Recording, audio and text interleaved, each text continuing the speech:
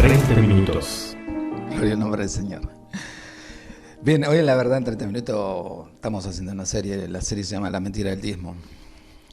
De eso que tanto lucran y tan bien viven muchos degenerados que nunca han trabajado en su vida.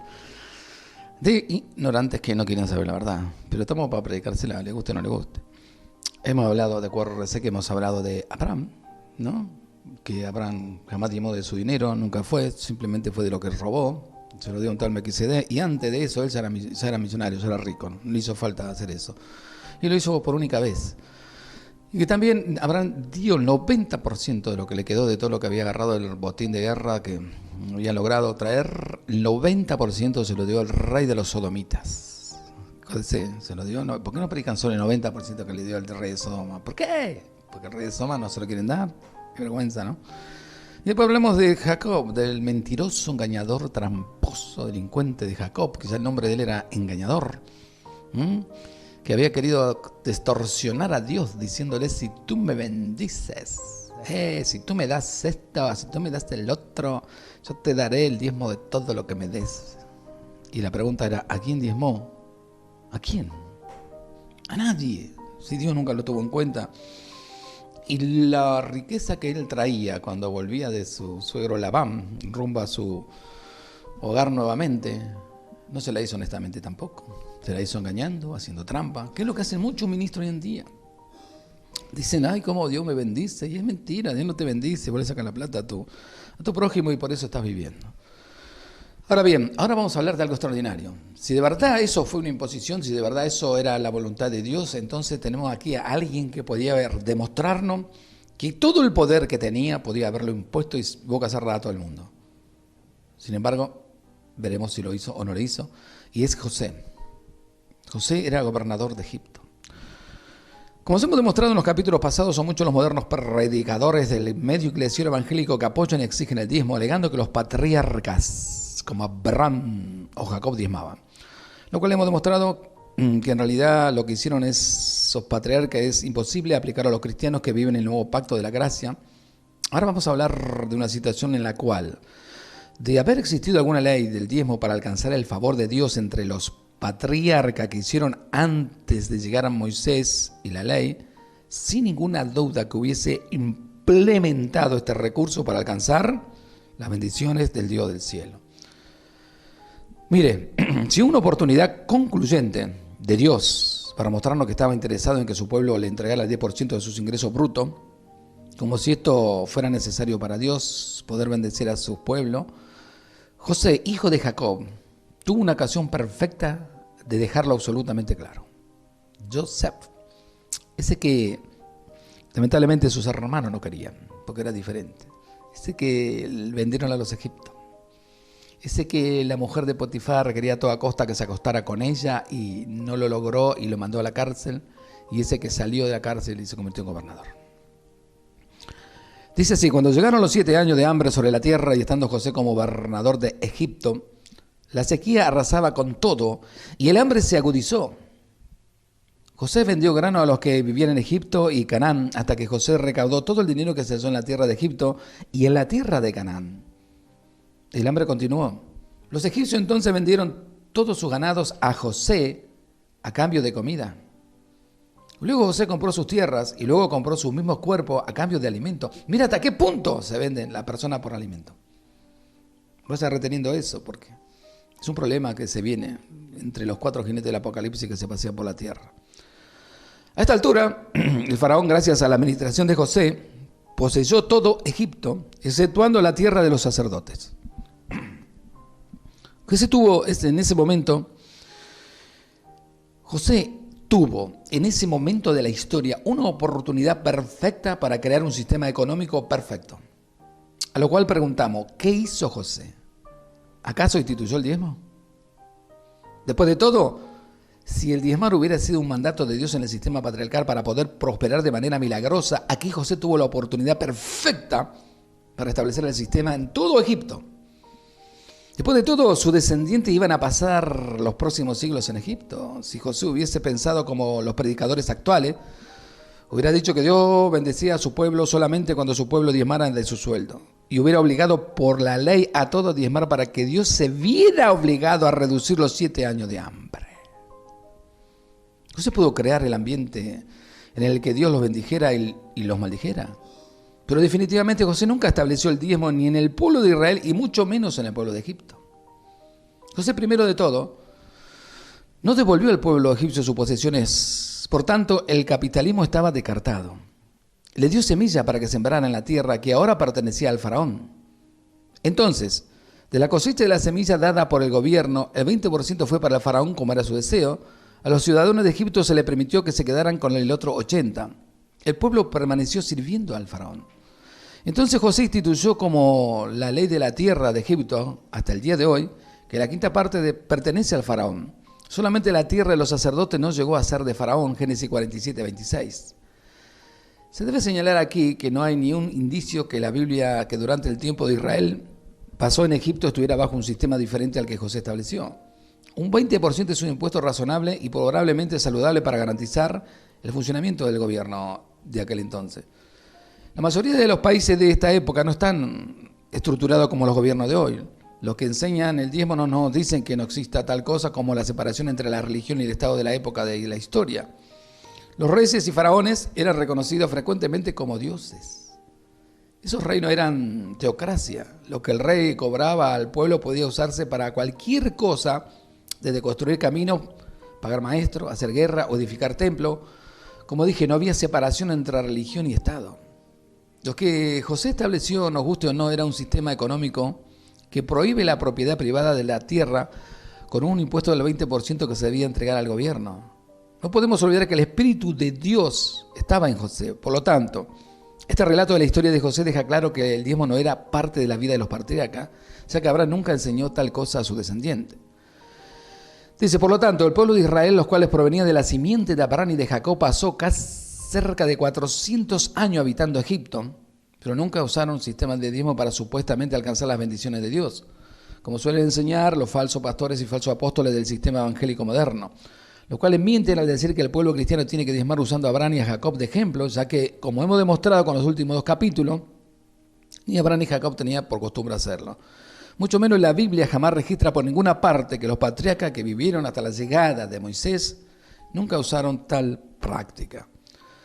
A modo de resumen de los 2 capítulos anteriores donde hablamos de Abraham y Jacob, decir que en realidad Abraham solamente dio un solo diezmo en toda su vida y un sacerdote llamado Melquisedec, y resulta que ese diezmo no era de las riquezas personales, sino que del botín de guerra que unos invasores le robaron a los homosexuales, los sodomitas, los cuales Abraham y su ejército logró recuperar. Por lo tanto, Abraham jamás puso dinero de sus posesiones. Tengo acá un cartelito que dice, esta es la respuesta de quien buscan que un intento desesperado de hallar fundamento bíblico para justificar el diezmo, ¿no? Dice, pero sin embargo esto no es lo único que hizo Abraham. Antes de la ley, ya que también levantó altares, Génesis 12:7, hizo sacrificio de animales, Génesis 22:13, se circuncidó. La pregunta es, si tomas solo por el hecho de que aparece ante la ley, ¿no deberías tomar todo lo que antes de la ley también Abraham hizo? Eso es real. Lo más lógico es que si te agarras de una parte, agarraste de todas. Israel tiene 613 leyes para cumplir y solamente se agarran de una. ¿Qué pasa? ¿Y la otra qué hacemos? Aparte de la Biblia dice que si vos no cumplías todas, eras culpable de todas, ya está, fuiste. Ahora bien, por su parte, la famosa promesa que Jacob le dio de entregar de todo lo que Dios le diera, era simple manipulación de Jacob, ya que Jacob era un individuo oportunista, mentiroso y usurpador que quiso manipular a Dios, prometiéndole que si Dios le daba todo lo que Jacob quería, es decir, protección, comida, vestido, y regresar en paz a la casa de su padre, entonces Dios iba a ser su Dios. Y como recompensa, el gran Jacob iba a darle a Dios una parte del dinero. Qué lógico, ¿no? Cuando el ser humano se cree más que Dios. Ve, acá tenemos a un hombre llamado Jacob que se creyó más que Dios, que le exigía a Dios que hiciera tales cosas para que él lo reconociera como su Dios y encima le diera parte de supuestos beneficios al Dios del cielo que no necesita nada del hombre. Hechos 17, 24 y 25 lo aclara. Dios no necesita nada del hombre, nada material, nada temporal, nada transitorio. Jacob dijo lo siguiente a Dios: si me das todo lo que quiero, entonces tú serás mi Dios y yo te devolveré el 10% de lo que haga. Mientras encontramos a Jacob jugando hagamos un trato con Dios, no hallamos ni un solo pasaje bíblico que demuestre que el trato se hizo y que Dios lo aceptara. La pregunta es, ¿qué pretendía Jacob con todo esto? ¿Acaso Dios no cumplía con las demandas de Jacob? Entonces Dios no sería su Dios. Hoy hay mucha gente que hace lo mismo. No, porque yo voy a la iglesia porque quiero que Dios haga tal cosa, porque yo voy a buscar a Dios, pero Dios tiene que hacer esto, Dios tiene que sanar, Dios tiene que proveerme. Exigencias a un Dios santo de personas pecadoras. Para quitarle la mano a Jacob, el ángel de Dios le rompió la cadera y lo dejó cojo para que de ese modo doblegar su soberbia y humillarlo. Eso después del acontecimiento que Jacob pasó a llamarse Israel y dejó de ser mentiroso, tramposo y usurpador. Por lo tanto, ha quedado más que demostrado en estos capítulos que hemos charlado hasta ahora que ningún pastor ungido, apóstol, profeta o cualquiera que sea el título que quiera tomar para impresionar, ¿no?, jamás va a poder tomar la forma de vida de Abraham, de Jacob y de los patriarcas que vivieron antes que Moisés para pretender cobrar algo que al pueblo cristiano, lo cual demuestra que estos supuestos ejemplares modernos simplemente son mentirosos, manipuladores, al asegurar que el cristiano tiene que dar su dinero usando a Abraham, a Jacob y toda la mar en coche. Son muchas las manipulaciones, los engaños y los fraudes que encontramos en el medio evangélico moderno, no solamente con el asunto del falso diezmo iglesiero de cobrarle, sino que se están añadiendo otras perversiones para sacar el dinero a la gente, ya que también le cobran ofrendas, primicias, semillas, donativos, festejo del cumpleaños del pastor, que tenés que pagar el alquiler, la luz, el gas. ¿Dónde está eso en la Biblia? Pero el colmo de todo esto lo encontramos en los supuestos maratones radiales y televisivos de supuestos ministerios cristianos, donde se les enseña a los cristianos ignorantes a pactar con Dios, entregando a esos ministerios todo tipo de bienes. Es así que esos ministerios internacionales como Enlace TV, Radio Visión Cristiana y unas cuantas más despojan de sus bienes a los ingenuos cristianos que se dejan engañar por ello, usando la falsa teología del supuesto pacto de dinero, donde lo que se enseña es que escucha bien, que para un cristiano pueda poder prosperar y alcanzar las bendiciones de Dios, ese cristiano tiene que entregar a ese ministerio dinero, ofrenda, donativo, diezmo. En pocas palabras, en esos ministerios las bendiciones de Dios son vendidas por dinero, como si Dios fuera un mercader que usa a esos supuestos pastores ungidos, profetas y apóstoles para que los cristianos le entreguen a ellos dinero, ya que si no lo hacen, nunca van a recibir la bendición de Dios. ¿Sabe? Nunca en mi cerebro entró la idea de que yo tengo que comprar a Dios. Nunca entró en mi cerebro de que Dios necesitara mi dinero. Nunca en mi cerebro. Que el huérfano sí, que la viuda sí, que el anciano sí, que las madres solteras sí. Pero nunca Dios. Dios no necesita nada de nosotros. Imagínese Dios el dueño del oro y la plata. ¿Cómo me va a venir a pedir plata? ¿En qué cabeza entra? Ahora, sí sé de que hay gente que no quiere convertirse a Dios de corazón, que vienen del catolicismo romano y creen todas las mentiras, y creer una más para ellos es lógico, ¿me entienden? Nunca vas a comprar el favor de Dios con dinero. No existe ninguna parte de la Biblia que alguien lo haya logrado, porque Dios no es un Dios de intereses económicos. Eso es algo que la gente tiene que aprender. Los intereses de Dios son eternos, es que nuestra alma sea salva, es que lo conozcamos, es que sepamos quién es Él. Así como nosotros nos relacionamos con la otra parte para conocernos, formalizamos una amistad y nos vamos conociendo con los años para llegar algún día a formar un matrimonio, luego convivir y seguir conociéndonos, la misma relación tiene que ser con Dios. Jamás podremos decir que este Dios es un Dios tacaño, mentiroso, engañador, tramposo, porque exigen cosas de sus hijos, nunca. Lo único que pide Dios es un arrepentimiento. En el tiempo de la gracia Dios quiere que nos arrepintamos. El sermón más extraordinario que Jesús predicó cuando salió del desierto fue uno solo: arrepentíos, porque el reino de los cielos se ha acercado a vosotros. Y es un mensaje olvidado.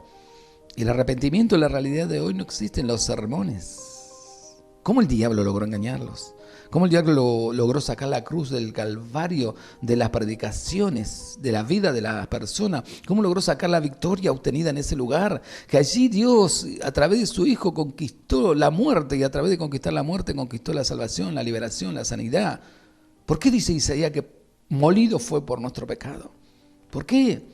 ¿Por qué dice que Isaías que por su llaga hemos sido sanados? Está afirmando algo que ya está hecho, no que tenés que comprarlo.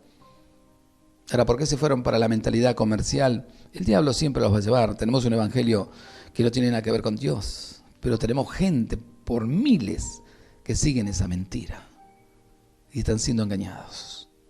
¿Y sabe lo triste? Dios nunca nos llamó para ser engañados, Dios nos llamó para que podamos estar despiertos.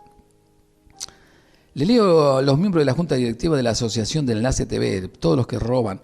Está constituido por su familia y un empleado de confianza. Jonás González, el presidente; Mario de Ángeles Joaquín Riva es el amigo; María de los Ángeles Ortiz, la madre; Lorena Ortiz de González, la hermana; Sandra Odete González, la hermana; Juanica Cerdone de González, la esposa.